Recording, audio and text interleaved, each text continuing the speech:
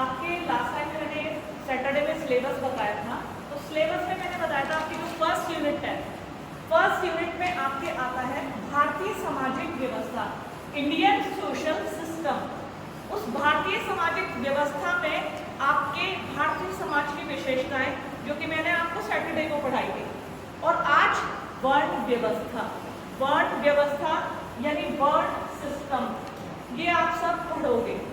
जो हिंदू भारतीय सामाजिक व्यवस्था है, सोशल सिस्टम, सिस्टम कहता है ना पूरा, जैसे हमारे पास एक मोबाइल होता है, मोबाइल का एक पूरा सिस्टम होता है। सिस्टम मतलब ऑन ऑफ करना किसी चीज को, फिर वो कैसे चलेगा, कैसे जारी रहेगा, जब तक हम उसे चार्ज करेंगे तब तक उसकी बैटरी चलेगी, मोबाइल ऑन रहेगा। जब हम उसको चार्ज नहीं करेंगे तो मोबाइल बंद हो जाएगा। ये मोबाइल के सिस्टम जनरली तुम्हें समझाने के लिए बता देंगे, लेकिन हम सिस्टम बात कर रहे हैं हिंदू सोशल सिस्टम की, हिंदू सामाजिक व्यवस्था की।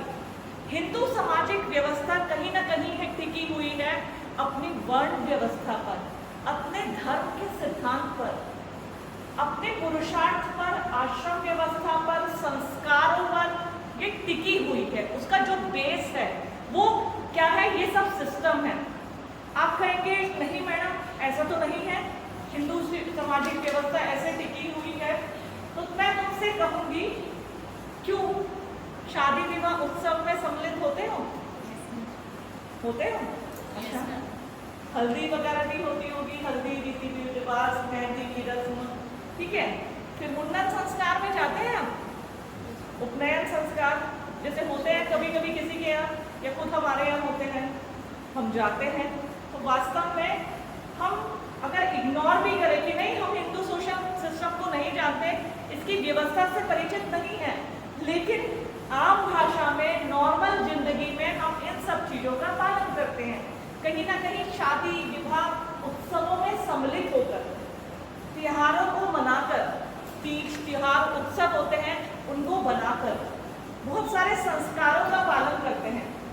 जरूरी नहीं है कि जिस प्रकार प्राचीन समाज में आश्रम व्यवस्था थी, ब्रह्मचर्य, गृहस्थ, वानप्रस्थ और संन्यास, इस समय तुम सभी लोग शिक्षा ग्रहण कर रहे हो, ये तुम्हारा ब्रह्मचर्य आश्रम है।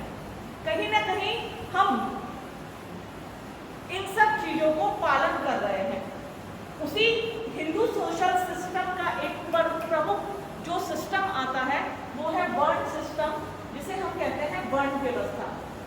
वर्ण शब्द बना है वरण करने से, धारण करने से। जैसे हमने जैसे कपड़ों को चुना और हमने धारण कर लिया, इसका मतलब पहन लिया, तो वर्ण उससे बना है। कहीं ना कहीं वर्ण जो होता है रंग से भी आता है, कलर्स से। जो कलर होते हैं उनके लिए भी वर्ण शब्द का प्रयोग किया जाता है। लेकिन हिंदू सोशल सिस्टम में, हिंदू सामाजिक व्यवस्था में हम जो वर्ण व्यवस्था की बात करते हैं, अपने उन चारों वर्ण के बारे में बात करते हैं। जो पहला है ब्राह्मण, दूसरा क्षत्रिय, तीसरा वैश्य और चौथा शूद्र वर्ण। प्राचीन काल से हिंदू सोशल सिस्टम इन व्यवस्था पर आधारित था। हालांकि अब जो है हम संविधान को मानते हैं, संविधान के उन अनुच्छेदों का पालन करते हैं, क्योंकि हम लोकतांत्रिक समाज के निवासी हैं, तो हम इन चीज को नहीं मानते।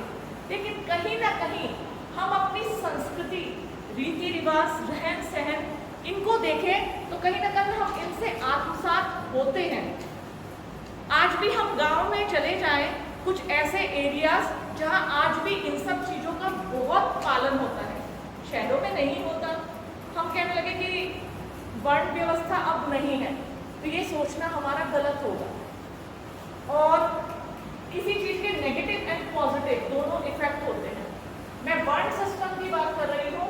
प्राचीन काल में हिंदू समाज ब्राह्मण, क्षत्रिय, वैश्य और शूद्र इन आधार पर बटा हुआ था। अब नहीं है, काफी कुछ हमारे यहाँ व्यवसाय की स्वतंत्रता दी गई है, अस्पृश्यता का अंत किया गया अनुच्छेद 17 में। अनुच्छेद 15 में कहा गया है धर्म, मूलवंश, जाति, लिंग, इसके आधार पर कोई भेदभाव नहीं होगा।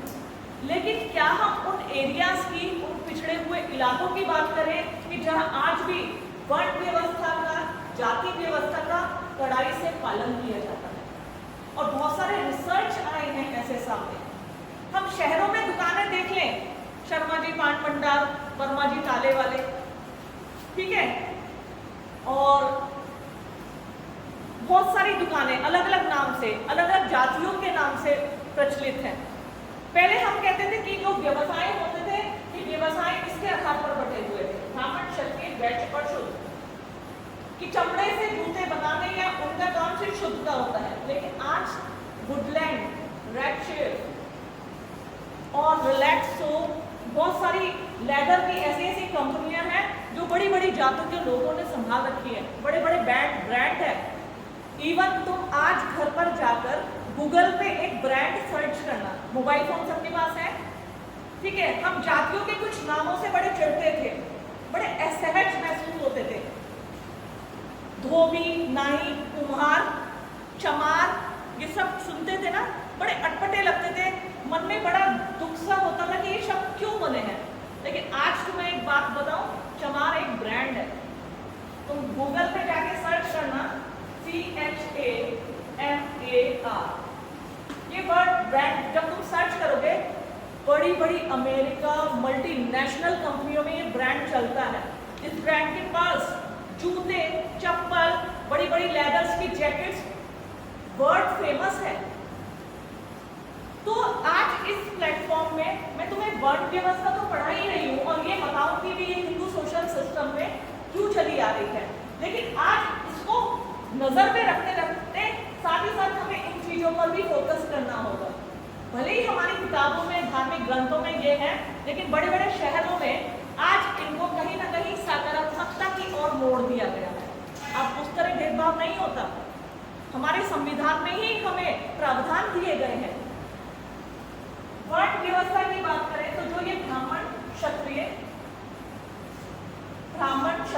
वैश्य और शुद्र, जो 4 वर्ण सिस्टम थे, ऐसा माना गया था इनकी उत्पत्ति हुई है। उत्पत्ति के पीछे बहुत सारे लोगों के मतैक्य, मतलब एकता नहीं थी, तो उसी के सिद्धांतों को कुछ भागों में डिवाइड किया गया। ये वेरी इंपॉर्टेंट क्वेश्चन है, अक्सर आपके एग्जाम में पूछा जाता है, वर्ण व्यवस्था की उत्पत्ति के सिद्धांत बताइए। और मैं नहीं मानती कि किताबों से रट के आप आंसर लिख दोगे, नहीं, सिर्फ तुम्हें इतना समझ में आना चाहिए, वर्ण व्यवस्था की उत्पत्ति के 4 प्रमुख सिद्धांत हैं। पहले परंपरागत सिद्धांत, दूसरा रंग का सिद्धांत, तीसरा कर्म तथा धर्म का सिद्धांत, चौथा गुण का सिद्धांत। कभी रटना मत, आज जो समझा रही है उसको याद रखना। सबसे पहले परंपरागत सिद्धांत। परंपरागत सिद्धांत ऐसा माना गया है, जो ब्रह्मा जी थे हिंदू सोशल सिस्टम में, ऐसा माना गया है इस सृष्टि के जो निर्माण करता है वो कौन है? ब्रह्मा जी। ब्रह्मा जी ने जब इस सृष्टि की रचना की तो 4 वर्ण, अपने मुख से ब्राह्मण, बाजुओं से क्षत्रिय, जंघा से वैश्य और पैरों से शूद्र की उत्पत्ति की, ऐसा माना गया। ऐसा माना गया कि जब ब्रह्मा जी इस सृष्टि का निर्माण कर रहे थे, इस पृथ्वी का निर्माण कर रहे थे, क्योंकि अगर हम हिंदू धार्मिक ग्रंथों को ध्यान से पढ़ें, उनको ध्यान से समझें, तो हमारी पूरी चीजें समझ में आती है जो सोशल सिस्टम चला आ रहा है। कहाँ से ये वर्ण सिस्टम आया, वर्ण सिस्टम कैसे लागू हुआ? तो वर्ण सिस्टम लागू हुआ जब ब्रह्मा जी ने सृष्टि की रचना की। तो जब रचना की, उन्होंने देखा कि हाँ कुछ व्यक्तियों की आवश्यकता है, तो उन्होंने उस व्यक्तियों को आवश्यकताओं को नजर में रखते हुए अपने मुख से ब्राह्मण, मुख से मतलब ऐसा माना जाता था ना, जैसे हम फिल्मों में या रामायण या महाभारत सीरियल्स अब देखते हैं, देखते नहीं, बड़ी धीमे धीमे आवाज आ रही है। Yes ma'am. मैंने तो देखी है, बहुत देखी है, सुना भी है, क्यों ना कहीं हमारी धार्मिक आस्थाएं हमारे धर्म से जुड़ी हुई होती है, तो उनका ज्ञान भी सबको होना चाहिए। क्रिश्चियन में बाइबल होती है, बाइबल उनका प्रमुख पवित्र ग्रंथ है, ठीक है। ऐसे ही सिखों में गुरु ग्रंथ साहिब उनका पवित्र धार्मिक ग्रंथ है। मुस्लिम्स में कुरान शरीफ, हिंदू में रामायण। हम सभी की अपने अपने धर्म से संबंधित धार्मिक आस्थाएं अपनी धार्मिक ग्रंथों से जुड़ी हुई है। हम अपने धार्मिक ग्रंथों को बहुत अच्छे से जानते हैं। मैं तुमको नहीं समझ पाती या तुमको नहीं जानती, स्टूडेंट और टीचर का रिलेशन है, लेकिन मैं तुम्हें अपनी बात बताऊं तो मेरी क्रियोसिटी जानने की थी। कभी कभी तो मेरा मन करता है कि मैं बाइबल को भी पढूं, कुरान शरीफ को भी पढूं और गुरु ग्रंथ साहिब को भी पढूं। रामायण तो मैंने कई बार पढ़ी है, क्योंकि हमें जानना चाहिए धार्मिक ग्रंथों में क्या था, क्यों लिखे गए थे, क्यों रामायण में इतने सुंदर कांड, बाल कांड, किष्किंधा कांड बने हैं, किस लिए बने हैं। तो ध्यान रखना, जैसे हम किताबों को पढ़ते हैं, अपने अपने धार्मिक ग्रंथों को जरूर पढ़ना एक बार, क्योंकि हमारी धार्मिक आस्थाएं तो जुड़ी है, कोई इंसिस्ट नहीं कर रही हूँ यहाँ पर, नॉलेज के लिए, ज्ञान के लिए। तो जब हम हिंदू रामायण में देखते हैं तो रामायण में और महाभारत में बहुत सारे धार्मिक ग्रंथों में ये विस्तार से बताया गया है इस सृष्टि के निर्माणकर्ता ब्रह्मा जी थे, और उन्होंने इस प्रकार ब्राह्मण, क्षत्रिय, वैश्य और शूद्र की उत्पत्ति की। ब्रह्मा जी ने अपने मुख से ब्राह्मण, बाजुओं से क्षत्रिय, जगह से वैश्य और पैरों से शूद्रों की उत्पत्ति की है। इस सिद्धांत को बोला जाता है वर्ण व्यवस्था की उत्पत्ति का परंपरागत सिद्धांत। लगता नहीं तुम्हें एक स्टोरी है ये? तुम इसे बोरिंग सा चैप्टर मत मानो, तुम इसको इंटरेस्टिंग सी स्टोरी मानो। अब स्टोरी मानोगे तो तुम्हें एग्जाम में पूछा जाएगा कि बच्चों क्वेश्चन आता है वर्ण व्यवस्था की उत्पत्ति का परंपरागत सिद्धांत बताइए। अगर तुम्हें ये अच्छे से समझी है या सुनी है तो अब तुम लिख दोगे ब्रह्मा जी ने जब सृष्टि की रचना की तो ये ऐसे ऐसे वर्णों की सृष्टि की थी, सृजन किया था। इसे बोला जाता है वर्ण व्यवस्था की उत्पत्ति का परंपरागत सिद्धांत। सिंपल है, तुम किताब में जाओगे, कहानियां पढ़ोगे, फिर खोज नहीं पाओगे कि वर्ण व्यवस्था की उत्पत्ति का परंपरागत सिद्धांत कहाँ क्या है, बहुत मुश्किल से समझ में आएगा। दूसरा है रंग का सिद्धांत। अभी इसके पीछे एक दो लॉजिक और बताऊंगी, ये तो किताब की भाषा है, किताब ने जो बोल दिया मैंने तुम्हें बता दिया, लेकिन इसको पढ़ने के बाद जो ऑब्जर्व मैंने किया वो मैं तुम्हें सारे सिद्धांत बताने के बाद बताऊंगी कि कैसे। रंग का सिद्धांत, दूसरा आता है रंग का सिद्धांत। महाभारत में ऐसा माना गया था, ऋषि थे, उन्होंने रंगों से वर्णों की उत्पत्ति की है। जो ये अभी तो हमने परंपरागत सिद्धांत में जाना कि ब्रह्मा जी ने उत्पत्ति की है, उन्होंने नहीं, ब्रह्मा जी ने उत्पत्ति नहीं की है। वर्ण व्यवस्था की उत्पत्ति हुई है रंग से, colours. You know about colours? आप रंगों को जानते हैं? कौन कौन से रंग होते हैं? तुम कहोगे मैडम तो A for Apple, B for ball की बात करने लगी। नहीं, हम रंगों की बात करें, काला, नीला, पीला, हरा, कुछ रंगों के मिश्रण से कंट्रास्ट बनता है, अलग अलग रंग होते हैं रंग। इसी प्रकार ब्राह्मण के लिए सफेद रंग, क्षत्रिय के लिए लाल रंग, वैश्य के लिए पीला रंग और शूद्र के लिए काला रंग। ऐसा माना गया। देखिए इसके पीछे लॉजिक था एक। ब्राह्मण जो होते थे प्राचीन काल में, ब्राह्मण मंत्रोच्चारण का, पठन पाठन का कार्य करते थे, सरल और सादा सात्विक जीवन व्यतीत करते थे। ध्यान से समझना, सफेद रंग किसका प्रतीक माना जाता है? शांति का प्रतीक माना जाता है। सफेद तुमने देखा होगा, रंगों के अलग अलग महत्व होते हैं। महत्व की दृष्टि से बात करें, भारत में रंग का अलग महत्व है, विदेशों में अलग है। देखो जब भारत में कोई स्त्री विधवा हो जाती है तो सफेद रंग की साड़ी पहनती है। फॉरेन में जब शादी होती है तो वो सफेद रंग का जोड़ा पहनते हैं, ठीक है। लेकिन सफेद रंग को शांति का प्रतीक माना जाता है। ऐसा माना जाता था जो ब्राह्मण होते हैं मंत्रोच्चारण का, पठन पाठन का, धार्मिक क्रियाकांड का ये सब कार्य करते थे, और ये कार्य सभी सरल और सात्विक की श्रेणी में आते थे, इसलिए ब्राह्मणों को सफेद रंग दिया गया। इसी प्रकार जो क्षत्रिय होते थे, क्षत्रिय वंश के बड़े बड़े राजा, पराक्रमी राजा होते थे, उनके लिए, क्षत्रियों के लिए लाल रंग उपयोग किया गया, क्योंकि क्षत्रिय युद्ध करने जाते थे। युद्ध में वो अपनी शौर्यता का परिचय या तो अपनी जान गवाकर या दूसरे की जान लेकर, लहू का रंग क्या होता है? अब तुम क्या लगो मैडम, मैरून कलर का होता है। कलर्स तो बहुत सारे कंट्रास्ट बनते हैं, orange, dark red, light red, लेकिन लाल शब्द हम हमेशा ब्लड के लिए उपयोग करते हैं, ब्लड रेड कलर का होता है। क्षत्रिय लोग जो होते थे अपनी शक्ति प्रदर्शन करते थे और ऐसा माना जाता था लहू का रंग लाल होता है। देखो शक्ति व्यक्ति या तो खून बहाकर परिचय करता है कि जान लेकर शक्ति का, ठीक है। तो इसलिए क्षत्रियों को लाल रंग आवंटित किया गया था। वैश्य लोग मानते थे, ऐसा माना जाता था खेतों पे काम करना, खून पसीना बहाना और व्यापार करना ये वैश्यों के लिए पहले से ही निर्धारित था। किसान जो खेतों में अक्सर ऐसा माना जाता था जो गेहूं होता था वो पीत वर्ण का होता था, हल्का पीला, ठीक है। इसी प्रकार वो व्यापार करते थे, लेन देन उधारी इन सब के लिए पीला रंग आवंटित किया गया था, इसलिए वैश्यों को पीला रंग दिया गया। लास्ट में आता है शूद्र वर्ग के लिए। ऐसा माना जाता था जो पशु होते थे उनसे चमड़ा निकालना, जूते सिलना, बैग बनाना, बेल्ट बनाना, ये सब काम जो होता था शूद्र वर्ण का होता था। और ऐसा माना गया चमड़ा किस कलर का होता था? अक्सर काला, जब वो सूखता था बिल्कुल काला पड़ जाता था, तो इसलिए उनको शूद्र को काला रंग दिया गया। तो ऐसा माना गया महाभारत में जो ऋषि थे उनके अनुरूप कि रंगों से वर्णों की उत्पत्ति हुई है। परंपरा का सिद्धांत में माना था कि ब्रह्मा जी ने वर्णों की उत्पत्ति की है, लेकिन महाभारत में माना गया कि रंगों से वर्णों की उत्पत्ति हुई है कि सफेद रंग से ब्राह्मण की, लाल से क्षत्रिय की, पीले से वैश्य की और काले से शूद्र की। समझ में आया रंग का सिद्धांत?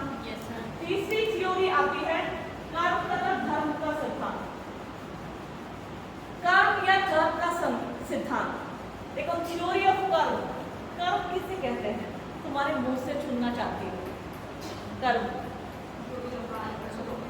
कर्म करो फल की इच्छा मत करो। सुना है? क्यों सुना है? कर्म क्या होता है? क्या लौट कर, ये कोई प्रसाद है क्या? मुझे बताओ, डिटेल में बताओ। Very good. जो जैसा करेगा उसके साथ हम कहते हैं ना उसको वैसा ही फल मिलेगा। कोई किसी के साथ बुरा कर रहा है उसको ऐसा माना जाता है उसे बुरा फल मिलेगा। और कर्म तुमने कहाँ कहाँ सुना है, कहाँ कहाँ ऑब्जर्व किया है कर्म के बारे में? बताएंगे आप? बताओ बताओ। के बारे में ही हमें कहा गया है कि पूर्व जन्म के किए हुए कर्म के अनुसार हमारा इस बार जन्म हुआ है, जो हम बने हैं। ऐसा माना जाता है 84 लाख योनियां धारण करने के बाद मनुष्य को मनुष्य शरीर मिलता है। कर्म के अनुरूप हमें अगले जीवन में फल मिलता है। हम कीड़े मकोड़े भी बन सकते हैं, हम जानवर भी बन सकते हैं, मछली भी, मच्छर भी, कुछ भी। 84 लाख योनियां धारण करेंगे तब मनुष्य को मनुष्य शरीर मिलेगा। इसलिए कहा जाता है अच्छे कर्म करो। तो कई बार हम कुछ काम गलत करते हैं तो हम सोचते हैं नहीं अच्छे कर्म करने हैं। क्यों? मन में भय होता है कि हमारा आगामी जीवन उसके ऊपर निर्भर होगा। कर्म की यदि हम बात करूं, कर्म संचित, प्रारब्ध और क्रियमान। ध्यान रखना, कर्म की ये थ्योरी तुम्हें शायद ही सुनने को मिले। कर्म को यदि हम मुख्य रूप से माने तो कर्म की थ्योरी इस 3 चीज के ऊपर डिपेंड है: संचित, प्रारब्ध और क्रियमान। संचित बोलते हैं जो हमने पूर्व जन्म में कर्म किए हैं। ध्यान से समझना, संचित जो हमने पूर्व जन्म में कर्म किए हैं। प्रारब्ध जो पूर्व जन्म का फल मिला है वो अब प्रारब्ध है। पूर्व जन्म में जो मैंने कर्म किए होंगे उसका प्रारब्ध ये है, मुझे इस जन्म में ये शरीर मिला है और मैं अपने कर्मों को इस जन्म में भुगत रही हूँ। क्रियमण जो मैं यहाँ कर्म करूंगी इस जन्म में, जिसका फल मुझे आगे मिलेगा, वो होगा क्रियमण। तो संचित, प्रारब्ध, क्रियमण। ऐसा माना गया है व्यक्ति जो जिस तरह का कार्य करता है, व्यवहार करता है, यदि वो अच्छा कर्म करता है उसे अगले जन्म में ब्राह्मण के यहाँ जन्म मिलता है। ठीक है? यदि व्यक्ति दूसरों की रक्षा करता है, निर्णय लेता है, ऐसे कार्य करता है, अपनी भूमिका अदा करता है, तो वो क्षत्रिय वर्ण में जन्म लेता है। यदि कोई व्यक्ति मेहनत करता है, अपनी मेहनत की रोटी कमा के खाता है, तो वो वैश्य वर्ण में जन्म लेगा। ऐसा माना जाता है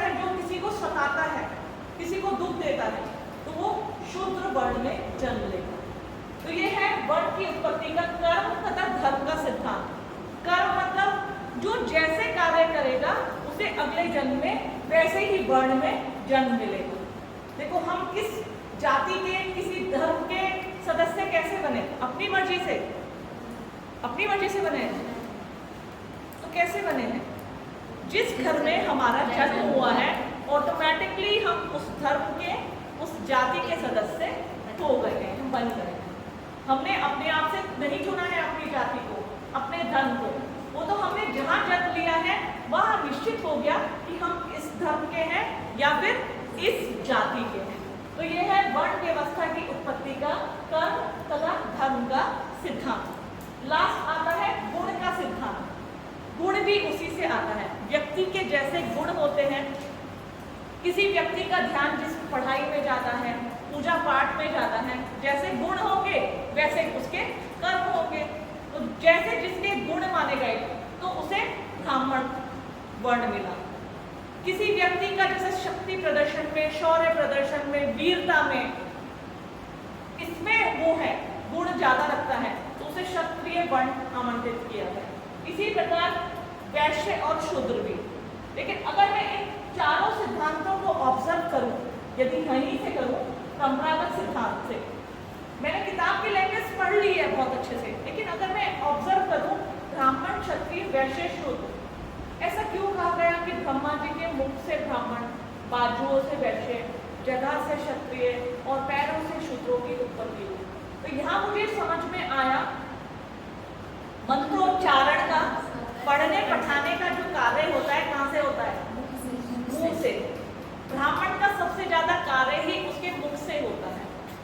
फिर हम जब शक्ति प्रदर्शन, शौर्य प्रदर्शन करना, अपनी सेना का संचालन करना, राजा बड़े बड़े युद्ध का संचालन करते थे, उसमें सबसे ज्यादा किसका हाथ होता है?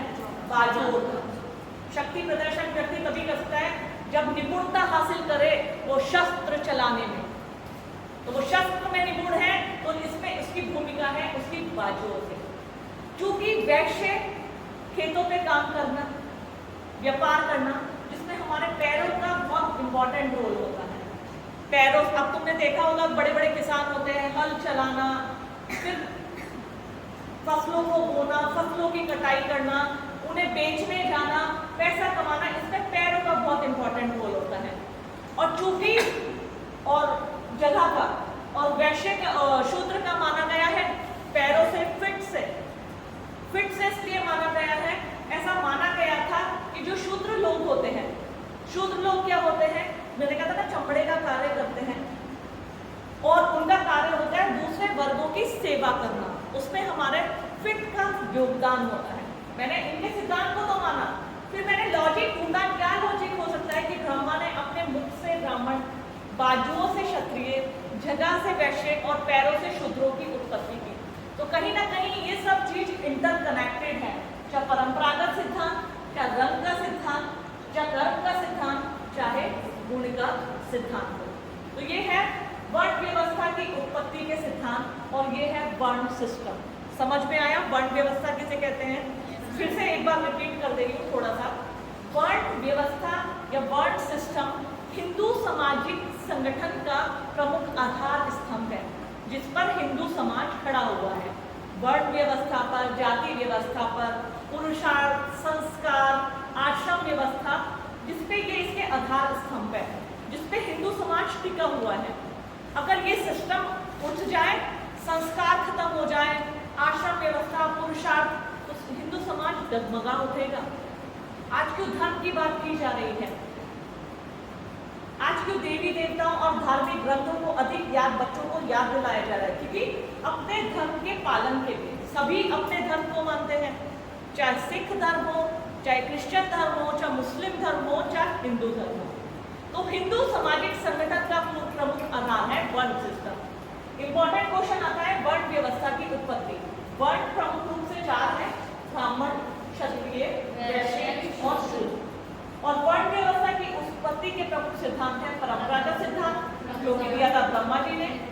रंग का सिद्धांत महाभारत से आया है। कर्म तथा धर्म का सिद्धांत, जो व्यक्ति के कर्म के आधार पर उसके वर्णों को निर्धारित करता है। इसी प्रकार गुण का सिद्धांत। आया समझ में बच्चों?